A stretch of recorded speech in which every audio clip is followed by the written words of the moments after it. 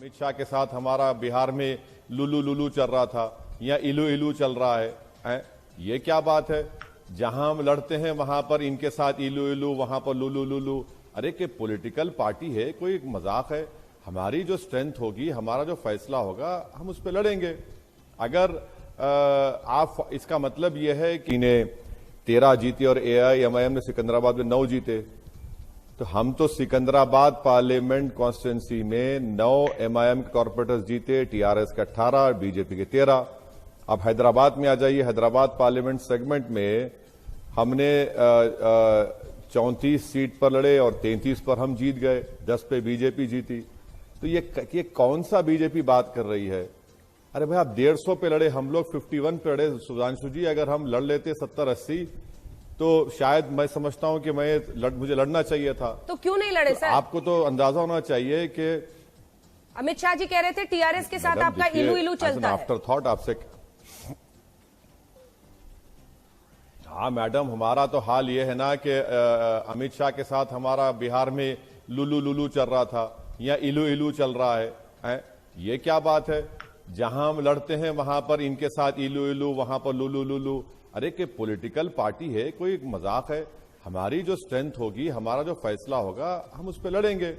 अगर आप इसका मतलब यह है कि जो बीजेपी 48 जीती, तो क्या बीजेपी को शिकायत मुझसे है कि मैं ज्यादा सीट नहीं लड़ा? तो ये बताना चाहिए। और बीजेपी को 15% वोट तो उनको, उसमें 35 में तो सिर्फ TDP और कांग्रेस का वोट है। ये बात मानना पड़ेगा, क्योंकि जब तेलंगाना बना उसके बाद से TDP खत्म हो गई, कांग्रेस तो बेचारी आखिरी सांसें ले रही है, YSRCP खत्म हो गई, लेफ्ट पार्टीज खत्म हो गए। तो एक वैक्यूम था जिसको बीजेपी ने फिल किया। वो बात बिल्कुल सही है। तो 35 में तो 15% तो वोट उनका TDP का और कांग्रेस का है। उसमें वैक्यूम फिल किया सर, या आपने पोलराइजेशन के लिए ऐसी पिच दे दी कि इन्होंने अच्छी बैटिंग कर दी और सारा नुकसान हो गया TRS का? आप वहीं, उनको फायदा हुआ पोलराइजेशन का, आप वहीं रह गए।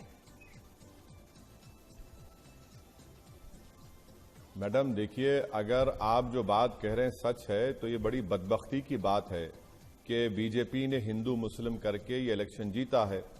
मेरा मानना यह है कि म्युनिसिपल इलेक्शन में बीजेपी ने पुराने शहर के ताल्लुक से कहा था कि इसको हम सर्जिकल स्ट्राइक करेंगे, आप वहां पर कुछ नहीं कर सके, डेमोक्रेटिक स्ट्राइक उल्टा आप पर पड़ गया।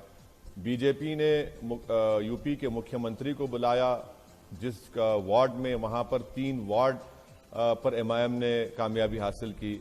अमित शाह को आपने कहा था कि 4 मीनार में बुलाया, घासी बाजार डिवीजन हम बीजेपी से जीत गए। तो ये बात समझने की जरूरत है कि यकीनन TRS को अपना इंट्रोस्पेक्शन करना पड़ेगा, और मुझे यकीन है कि KCR बड़े लीडर हैं, सगेशियस लीडर हैं, वो इंट्रोस्पेक्शन करेंगे।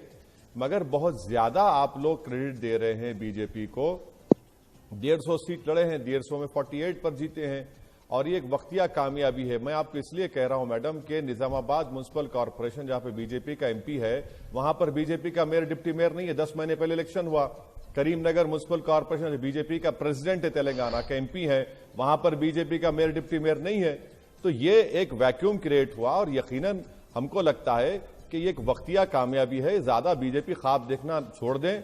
ये हैदराबाद एक कॉस्मोपॉलिटन सिटी है, तेलंगाना मेनलैंड में तेलंगाना की एक रीजनल फीलिंग है, और बीजेपी एक नेशनल पार्टी आकर रीजनल फीलिंग का असेंबली में मुकाबला करेगी तो ठीक है, देख लेंगे वो भी क्या होता है आगे जाके 2023 में। यूं ही ख्वाब सजा लिए 2023 के सुधांशु जी। देखिए, मैं ये कहना चाहता हूं, जो हमको उपदेश दे रहे हैं, हम तो बचपन से सुनते आ रहे हैं, सलाउद्दीन ओवैसी जी के जमाने से, कि हैदराबाद पे तो टोटल कंट्रोल इनका था, और आज अपने मुंह से बोल रहे हैं कि हम पूरे हैदराबाद में लड़े।